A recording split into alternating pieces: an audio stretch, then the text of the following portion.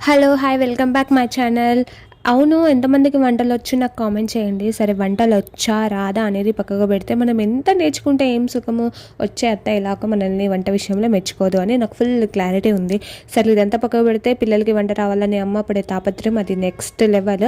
కానీ చాలామందికి వంట నేర్చుకోవడం ఇష్టం ఉండదు. కొంతమందికైతే అసలు బొద్దిగా వంటలు కూడా రావు. నా ఫ్రెండ్ సర్కిల్ అయితే చాలామందికి వంటలంటే అసలు రావు.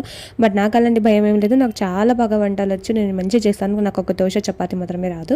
దోశ ఎన్నిసార్లు ట్రై చేసినా అది కరెక్ట్‌గా రాదు. చపాతీ ఎంత రౌండ్‌గా ట్రై చేద్దాం అనుకున్నా కూడా అది రౌండ్‌గా రాదు. ఈ రెండు నన్ను ఎప్పుడు సతాయిస్తా ఉంటాయి. అబ్బా! ఎంత ట్రై చేసినా కూడా రావు. మా మమ్మీ అంటది, "ఇంత పెద్దగా అయినావు ఎప్పుడొస్తాయి? నీ చెల్లి మోహిత బాగా చేస్తది రౌండ్‌గా" అంటది.